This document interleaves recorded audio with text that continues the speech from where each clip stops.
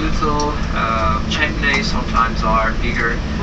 They look like soldiers sailing across the waves. This is Casa Milan on the right hand side now.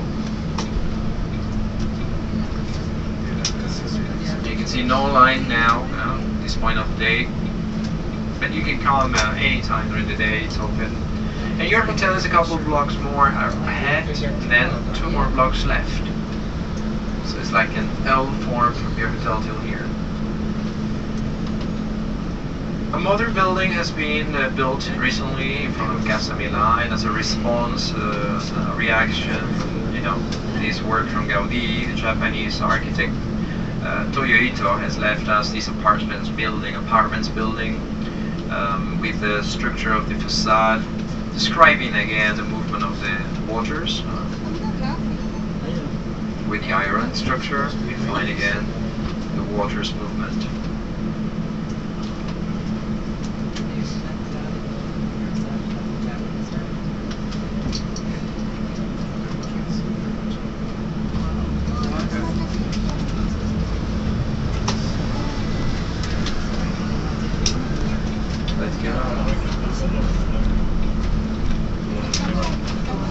So right behind us, you can see now Casa Milan and La Pedrera at the same time. This building, which is basically designed by Gaudí for Mr. Wells' family, wealthy family, in this boulevard that was chosen by the bourgeois families to live in a very special area, very classy neighborhood, I should say. You go, instead of a supermarket, you go to Louis Vuitton, and afterwards you go for tapas next to Chopard, and then you go later on for some Armani belts, and you end up in Gucci. It's all day like this in this neighborhood. Celebrities do live around here, football players, politicians, all these.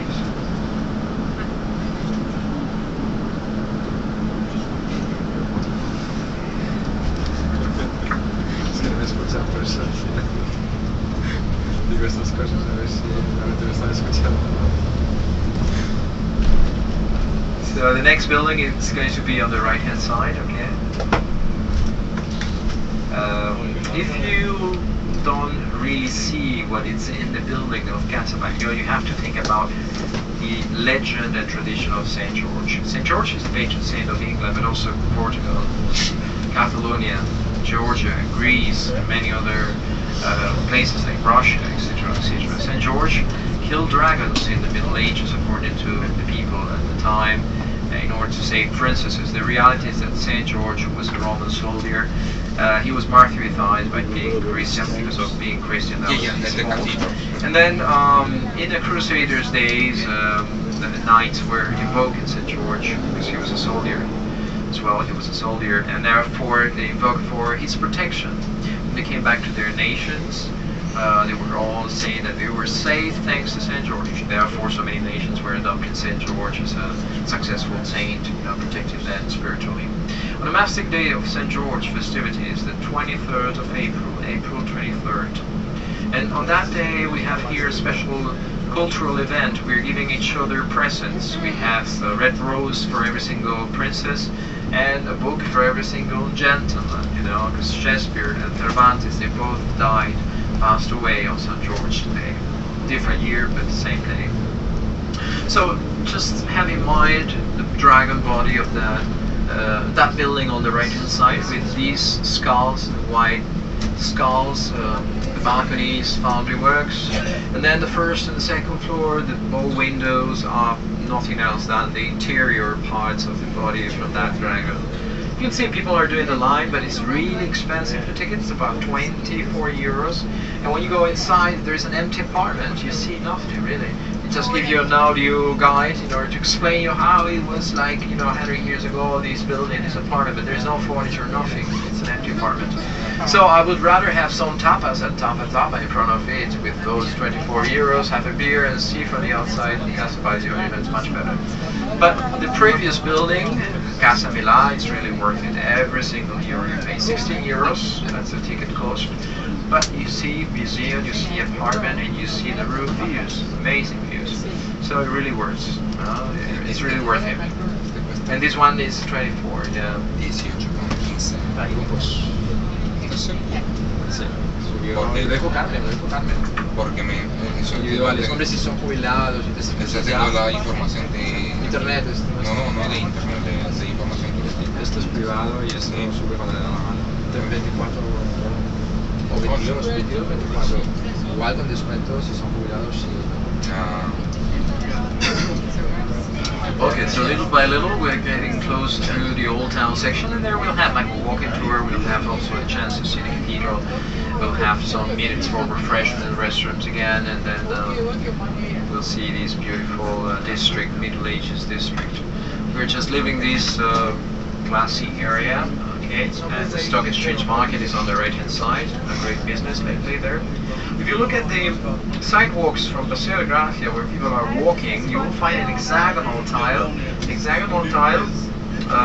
designed like a bihorn by Gaudí. You know, if you look at carefully, you'll find like a design of, pomegranate, like a starfish, like a canthus leaf, and the sun. So the whole thing is like the world, the cosmos. Beautiful, decorated by Gaudí. Strip lamps here are not designed by Gaudí, but still they are equally wonderful. You have like a bench at the end of every single strip lamp here, because people used to sit down here. This boulevard was very different at the beginning of the 20th century. We had like a garden section here, and then it was regularly comfortable to sit down in the middle of the boulevard. Giramos aquí a la izquierda ahora, cogemos el lateral derecho de la Gran Vía. So right at the end you have Plaza de Catalunya, and then after Plaza de Catalunya the old section, the district Valley Gothic, with the cathedral, city town hall, and many other special monuments.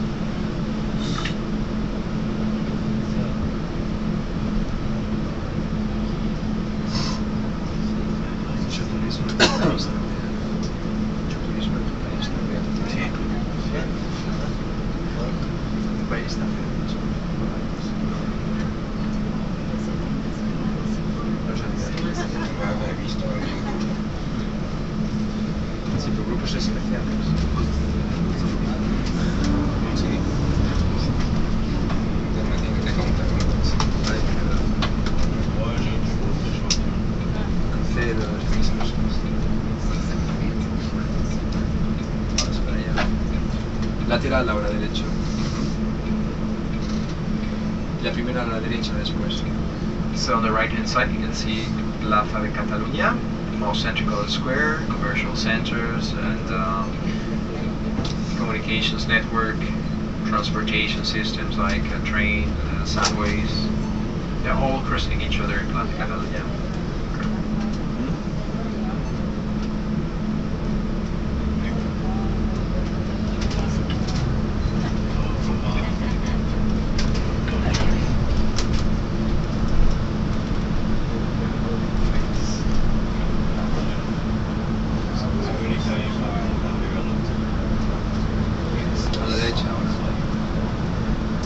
So Barcelona was settled down by Romans. The first inhabitants here, however, were the Iberians. I'm sure you've heard about the Iberians living all around the Iberian Peninsula, Spain and Portugal nowadays. They were visited by different folks in the north, the Celtics, in the south, Phoenicians, the coastline, right?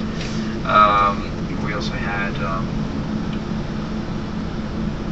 the Greeks and the Carthaginians, and well, at the end the Romans decided to settle down here in a little colony, commercial colony.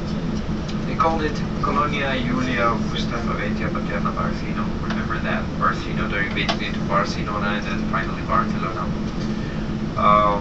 Well, from that period, from the Roman time, we still find some archaeological remainings, like parts of the Roman walls. Temple of Augustus, Julius Caesaris Augustus, is still at least 4 columns, little corner, just behind the cathedral. will have the chance to see it later on in our walking tour. Then, of course, after the Romans mixed up with the locals, some barbarians coming from Central European countries, Gothics, Visigothics. Well, they melted with the Roman Christian society. King Ataulf married with Galla Placidia, princess, Roman princess.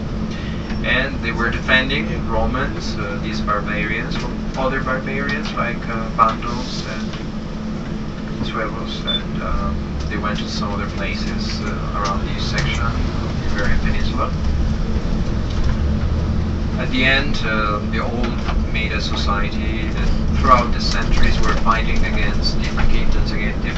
Still, 711 Muslims arrived to help one of the kings, and at the end they decided to conquer all the kingdoms, Gothic kingdoms and Visigothics. So basically, 711 they made us Muslims, and we were helped in this case in this area by Charles Magnus of Fire, and we fixed after 100 years of battling the borders of the Hispanic North, Barcelona South Muslim, Barcelona North Christian, and with the time, during Conquista time, we were recovering all these territories. The last kingdom you may know, it was Granada, 1492. So there's no Muslim architecture here, just Gothic, Visigothic, and Roman, right, this district. The classical concert hall in Barcelona is Palau de la Música Catalana. You're going to see this palace, beautiful one, with lots of mosaics. In the next street on the left-hand side, 100 meters inside, you'll find beautiful mosaics, Palau de la Música Catalana on the left-hand side. And then on the right-hand side, a beautiful view of the cathedral you're about to visit in a few minutes' time. We'll stop in a minute. You will need to cover your shoulders to go inside of the cathedral, so bring with you a jacket, a foulard, or something that will cover your shoulders, and then you'll be able to visit the inside of the cathedral. Third cathedral we have in our history. First one was built by Romans, probably Christian church. It's nowadays the perimeter under the basement of the nowadays cathedral, 2 meters underneath. With time, that first cathedral was demolished by and built or destroyed by the Moors in the 8th century.